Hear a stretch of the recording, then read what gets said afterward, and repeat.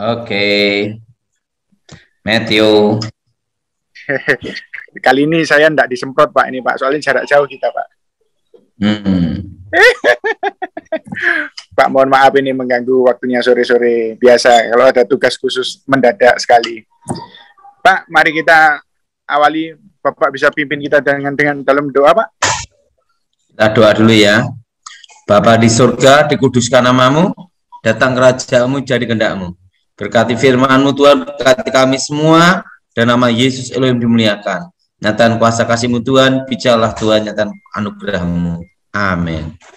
Amin, amin, amin. Gimana Matthew, mau tanya apa?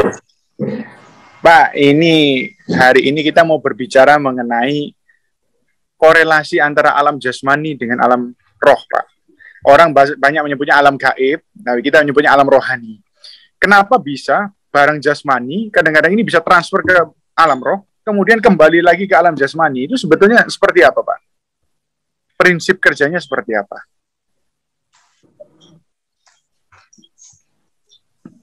Dalam dunia nyata itu ada dunia maya. Nah, dunia maya itu disebut dunia gaib.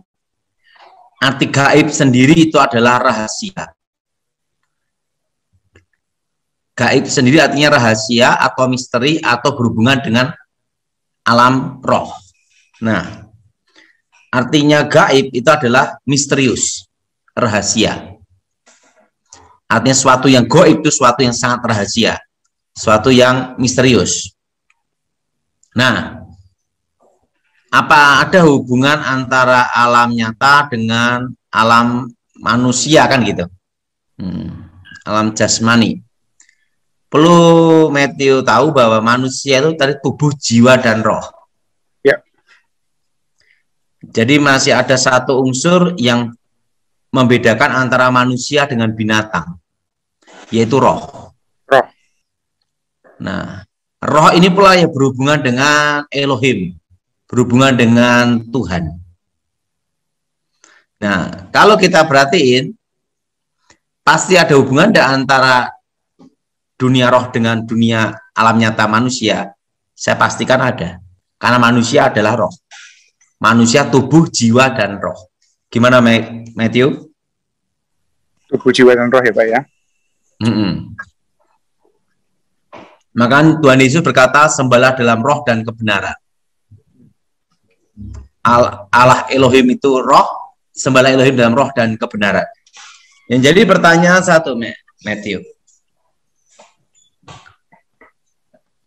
Dalam ilmu fisika pun juga ada namanya itu teori cahaya. Materi dalam energi MC kuadrat apa yang tahu itu? Saya kurang jelas itu ya. Albert Einstein itu loh. Ya. Tentang teori cahaya. Perlu Matthew tahu bahwa malaikat itu dulunya diciptakan dari apa? Dari kemuliaan Tuhan. Cahaya. Betul? Berarti kalau tetangga kita ngomong itu dari api, salah Pak ya? Berarti sebenarnya kalau yang dari Alkitab mengatakan itu cahaya Pak ya? Cahaya, dan di Alkitab juga ada api juga. Itu dalam kitab Ibrani. Pelayan-pelayannya menjadi lautan api kan, dari api kan. Jadi api juga, kan api juga mengeluarkan cahaya.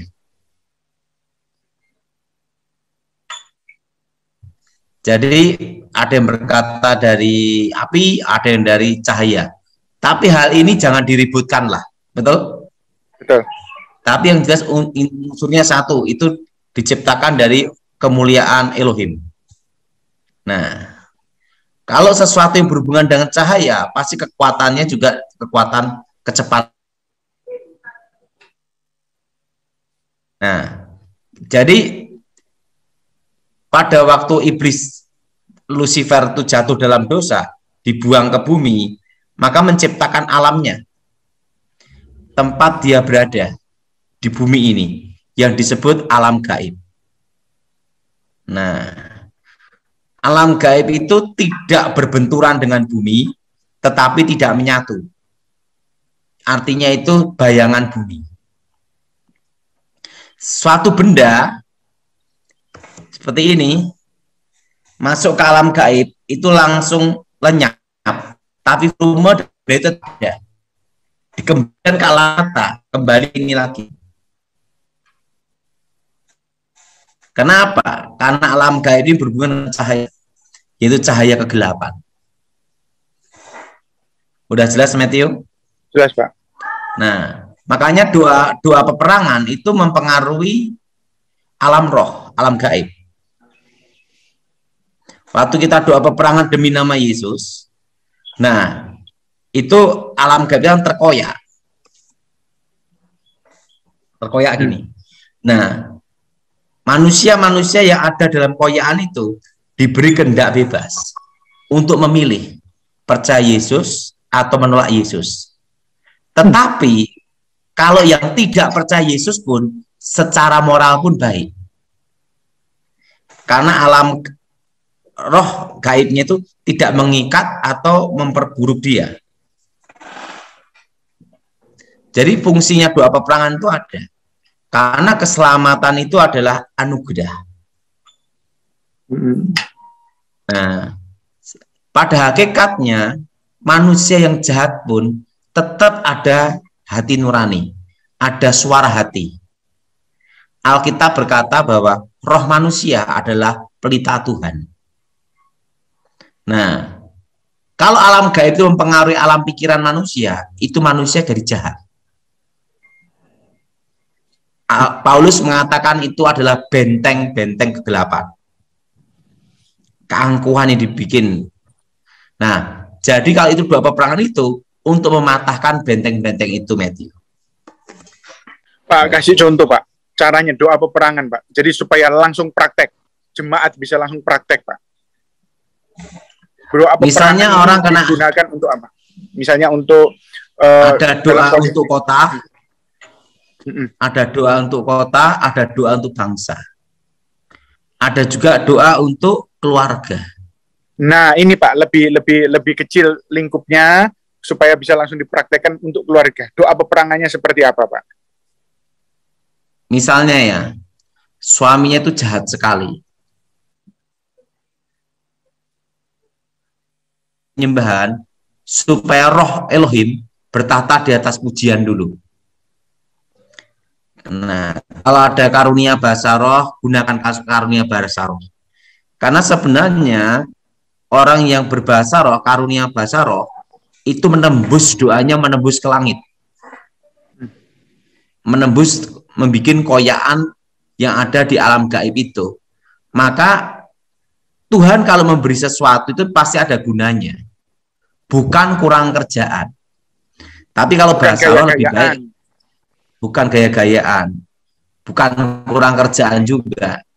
Tapi itu kan komunikasi antara Elohim dan manusia. Roh dengan roh. Nah, itu sebenarnya doa bahasa roh itu menembus koyaan, membuat koyaan menembus ke langit. Karena ada komunikasi antara Elohim dan manusia. Intinya doa kan komunikasi. Luar biasa. Nah, setelah doa ujian penyembahan, terusan doa dengan menggunakan darah Yesus. Darah Yesus hancurkan kutub, darah Yesus menghancurkan mantra. Darah Yesus sucikan tempat ini. Darah Yesus, kalau itu suaminya, buka hatinya. Ingat, pada hakikatnya manusia itu ada roh manusia. Roh manusia adalah pelita Tuhan.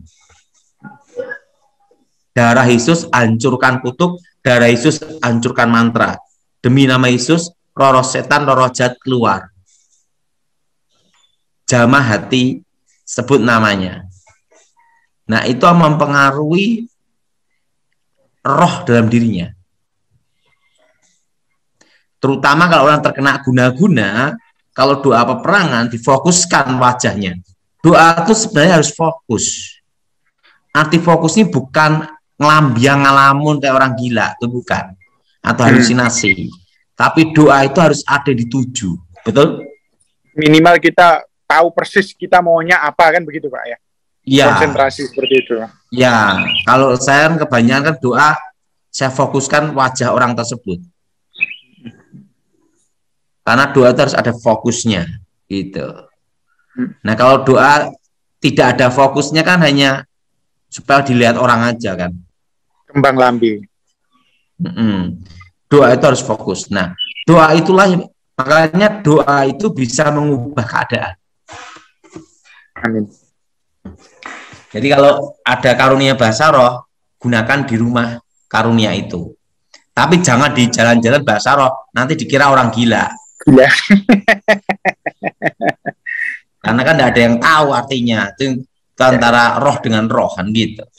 Dipikir malah ngerapal mantra Pak di jalan-jalan. Iya betul. Udah jelas Matthew? Siap.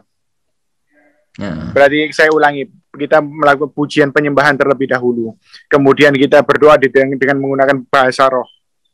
Kemudian kita fokuskan kepada yang mau kita tuju dan targetnya apa, kita harus tahu betul tujuannya apa. Pak, apakah perlu itu mengikat, menghancurkan, mematahkan dan lain sebagainya, seperti yang diajar-ajarkan oleh para pendeta kita zaman dahulu kala? Ya memang benar. Alkitab itu kan dari dulu sampai sekarang tidak berubah. Nah, kalau doktrin yang benar kan itu pondasi kan, dasar. Jadi kalau itu benar ya lakukan. Sebagus-bagusnya rumah kalau tidak ada pondasinya kan ambruk. Nah, pondasi kita adalah Alkitab. Ya kita kembali ke Alkitab. Nah, Alkitab berkata apa? Apa yang kau ikat di bumi terikat di surga. Apa yang kau lepas di bumi terlepas di surga. Kan kata-kata kuasa. Alkitab berkata ikatlah orang-orang kuat. Betul? Dan betul. Ada lagi hancurkan segala pekerjaan iblis. Betul? Betul. Nah, itu semua di Alkitab, ya gunakan sesuai Alkitab gitu. Nah, contohkan Pak, misalnya ini sekitar contoh, istri saya jahat. Nah, ini doanya seperti apa Pak? Supaya langsung dapat gambaran pada jemaatnya. Darah Yesus sucikan tubuh jiwa rohnya. Roh Kudus ubah hatinya. Darah Yesus hancurkan kutuk, darah Yesus hancurkan mantra, darah Yesus bebaskan hidupnya. Demi nama Yesus, segala roh jahat keluar. Jelas, Matthew? Luar biasa, Pak. Ya. Wow. Doa simpel aja orang kadang males. Apalagi ruwet-ruwet bikin pusing kan gitu. Karena yang simpel aja Pak. Kalau kita tekunin itu ada kuasa. Ya. Tapi yang lebih simpel dari doa itu kita tekun dan ada kemauan. Nah, sebenarnya itu gini ya, pendeta berdoa sama istrinya yang berdoa itu beda.